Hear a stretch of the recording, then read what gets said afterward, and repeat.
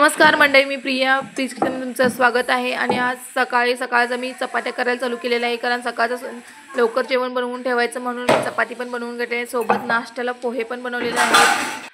मला खूप काम आहे आणि आज मला फुटाणा आणि खारं शेंगदाणा पण घरच्या घरी बनवायचे आहेत, ते पण मी त्याची पण तयारी चालू केलेली आहे। मंडळी, या नाश्ता करायला कसा वाटला नाश्ता कमेंट करून नक्की सांगा। तुम्हाला खारं शेंगदाणे कसं बनवायचे याची मी सोपी सिंपल रेसिपी तुम्हाला सांगत आहे। इथे काय केलं, शेंगदाणे घेतले, त्यामध्ये थोडंसं मीठ आणि पाणी टाकलेलं आहे आणि हलवून एकत्र करून अर्धा तास भिजत ठेवायचं आहे।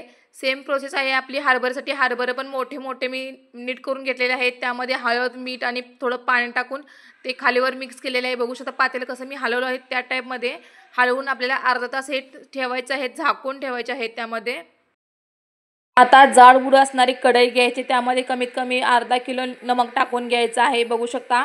आणि मुठीनं शेंगदाणे टाकून घ्यायचे आणि छान असे हळूवारपणे फिरवायचे आहेत खालीवर फुटल्यानंतर ते फुटले जातात, असे फुट असा आवाज पण येतो, तेव्हा समजायचं की शेंगदाणे पूर्णपणे भाजलेले आहेत। सेम प्रोसेस ही फुटण्यासाठी पण आहे, बघू शकता। इथे मी तुम्हाला दाखवतो शेंगदाणे कसे भाजत आहे आणि हे कंटिन्युअसली हलवायला लागतं, जास्त नाहीतर करपून लगेच जातात, असं हलवायचं आहे, बघू शकता इथे व्यवस्थित असे।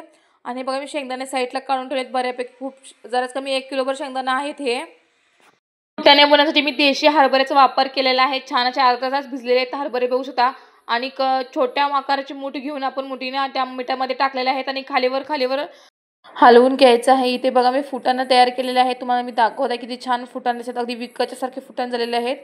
आणि मी इथं एक झारा घेतलेला आहे, त्यामध्ये मीठ खाली पडते असं झारा घ्यायचं आहे आपल्याला, फुटाणं करताना सगळ्यात सोपं जाईल असं। मी पुन्हा एक तुम्हाला दाखवते, बघा इथे चणे टाकलेले आहेत यामध्ये आणि हलवत आहे। हलवण्यासाठी मी इथे उलटण्याचा वापर केलेला आहे आणि बघू शकता इथे माझे फुटाणे एवढे तयार झालेले आहेत। इथे या पद्धतीने तुम्ही करून जर बघितले तर फुटाणे खूप छान होतील। बघा इथे फायनल रिझल्ट दाखवते तुम्हाला मी, इथे शेंगदाणे बघू शकता इथे, आणि फुटाणे पण छान असे फुललेले आहेत, इतके छान दिसतात ना। कमेंट करून नक्की सांगा तुम्हाला ही रेसिपी कशी वाटली।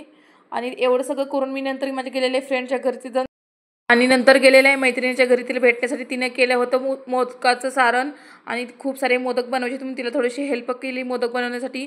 बघू शकता इथे आम्ही मोदक तयार केलेले आहेत तिथे, आणि वरून साजूक तूप लावत आहे जेणेकरून त्याची छान असे मऊपणा लुसलुशीत लागण्यासाठी। आणि तुम्हाला जर याची रेसिपी पाहिजे असेल तर कमेंट करून नक्की सांगा, मी लवकरच आपल्या चॅनलला व्हिडिओ अपलोड करणार आहे। बघू शकता इथे किती छान असे मोदक केलेले आहेत। आजचा व्हिडिओ कसा वाटला कमेंट करून नक्की सांगा।